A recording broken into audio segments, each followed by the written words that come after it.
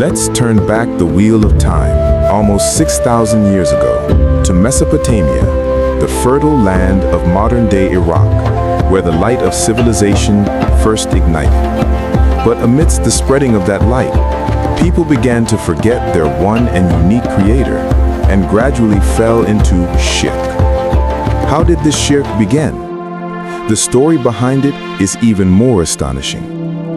They began to worship idols like Wad, Suwa, and Yagath, who were not actually imaginary deities. According to Islamic historical narrations, these were incredibly righteous and God-fearing men from the generations before Prophet Nuh, peace be upon them. After their death, Satan gave the people a deceptive suggestion. He said, make statues in memory of these great individuals, so that by seeing them, you too will be more encouraged in the worship of Allah. The first generation only showed respect, but over time, the real purpose was lost. The later generations came and saw their ancestors respecting these statues immensely. Worship Him Gradually, alone. they started seeking help from the statues themselves, and at one stage began to worship them. Their deviation was so severe that the Holy Quran quotes their very words, where their leaders would tell the people, never leave your gods. Surah Nuh, verse 23. When such a profound darkness was descending upon the history of humanity, right at that moment, to warn the lost nation and to ignite the light of truth, Allah sent His steadfast messenger, Prophet Nuh, peace be upon him. Prophet Nuh, peace be upon him, began to call his people to the path of the one God. Not for a day or two, not for a year or two. He called them for a long 950 years. The truth of this unbelievable time frame is not a folk tale. Rather, the Holy Quran itself is its witness. It has been said in the Quran that Prophet Nuh, peace be upon him, remained among his people for 1,000 years less 50. Surah Al-Ankabut, verse 14. He called them day and night, in secret and in public, in every possible way. But after 950 years of tireless invitation, how many people accepted the faith? The most accurate answer to this has been given by Allah the Almighty Himself. And none believed with Him except a few. Surah Hud, verse 40. There are different opinions regarding the number of this few. For example, according to the Islamic historian Ibn Kathir, this number was 80 people. However, there are other narrations of even smaller numbers. The main point is the number of people who believed was utterly negligible. When their disobedience crossed all limits, the final decision from Allah came. This sinful nation would be destroyed by a great flood. But Allah wanted to save His obedient servants, so He did not just command Prophet Nuh to build an ark, but He also gave him the complete plan and instructions on how to build it. It is said in the Quran, and construct the ark under our eyes and with our inspiration. Revelation, Surah Hud, verse 37. The meaning of this wahi, or divine instruction, is that the ark's design, size, and structure were all from Allah. The most merciful guides our hand. This was not an ordinary human endeavor, but rather a divine project. According to historical narrations, to build this giant vessel, Prophet Nuh, peace be upon him, first planted trees and waited for many years for those trees to grow. Then he began the construction of a massive ark with that wood. To give an idea of its vastness, the Bible's book of Genesis, chapter 6, verse 15, provides a concept, stating its measurements were about 450 feet long, 75 feet wide, and 45 feet high. According to Islamic narrations, this ark had 3 levels, one for humans, the second for 4-legged animals, and the third for birds.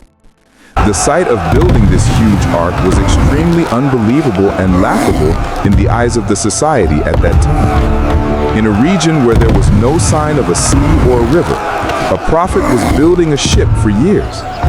Naturally, the disobedient leaders of his nation made him an object of ridicule. Nuh They was would a prophet. mockingly say, Now he's a Nuh carpenter. was a prophet before. Now he has become a carpenter. Nuh was a prophet. In response to their now mockery, he's a carpenter. the Holy Quran highlights the unwavering conviction and firm mentality of Prophet Nuh, peace be upon him. He would tell them, if you ridicule us, Now then he's a we will carpenter. ridicule you, just as you ridicule. Surah Hud, verse 38. This confidence did not come from arrogance, Nuh was but a rather prophet. from a divine now knowledge, he's a carpenter. because he knew a truth that they did not. This ark was not Nuh an was a ordinary prophet. wooden structure. Now he's a It was the carpenter. promised vessel of salvation from Allah. Finally, the promised day Al-Fatiha. arrived. The ultimate sign of Allah's punishment was a miraculous event. It is said in the Quran that water began to gush forth from the very oven that was a source of fire. Surah Hud, verse 4. As soon as he received this sign, Prophet Nuh, peace be upon him, followed Allah's command. He was told to take aboard his few followers and a pair of every living creature. But which creatures? According to the Quranic description, the purpose was to save all species on Look at the earth. sky. So by Allah's closing the command, door. he took a pair of every living creature on the ark.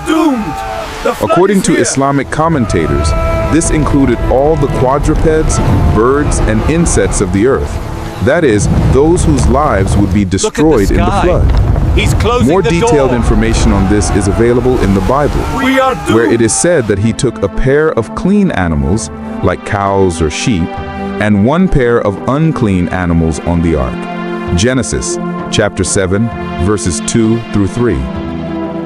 After this, the great deluge began. The Quran gives a vivid description of it. Then we opened the gates of heaven with rain pouring down, and we caused the earth to gush forth with springs. Surah Al-Qamar, verse 11 and 12. This means heavy rain from the sky and gushing water from the earth. The two combined to submerge the world. According to the biblical account, this rainfall continued for 40 days and 40 nights. Genesis, chapter 7, verse 12. And upon that vast ocean, Noah's ark of salvation began to float amidst waves that were, according to the Quranic description, as high as mountains. From the floating ark amidst the terrifying waves of the deluge, Prophet Nuh, peace be upon him, saw his own son, Canaan, who had not believed. A father's heart cried out in agony. The tragic conversation is narrated in Surah Hud, verses 42 and 43. He desperately cried out, "O my son, embark with us and be not with the disbelievers." But the arrogant son replied, "I will take refuge on a mountain to protect me from the water." Nuh, peace be upon him, said, "There is no protector today from the decree of Allah." No sooner had he spoken than a huge wave stood as a barrier between the father and son, and the boy was submerged among the drowned. Be with the unbelievers. Finally, the command of Allah came. It is said in the Quran, the earth was commanded, "O earth, swallow your water, and O sky, withhold your rain." Surah Hud, verse 44. The water slowly began to recede, and according to the Quranic narration, the ark came to rest on Mount Judi. Interestingly, in the Bible, this mountain is called Mount Ararat, Genesis chapter 8, verse 4, which is geographically located in a region very close to Mount Judi. Then Allah said to him, "O Nuh, disembark with peace from us and blessings upon you." Surah Hud, verse 48. When Prophet Nuh and his companions descended upon that pure, serene earth, they were the only group of humans on the face of the planet. Because that great flood was a global catastrophe which had destroyed all human beings and land animals except for those who were on board the ark. This was a new beginning, or a reset for mankind. The Quran confirms this truth. And we made his descendants the survivors. Surah As-Safat, verse 77. It is clear from this verse that all subsequent people of the world have spread from his three sons, Sam, Ham, and Japheth. That is why in Islamic tradition, Prophet Nuh, peace be upon him, is honorably called the second Adam, or the second father of mankind.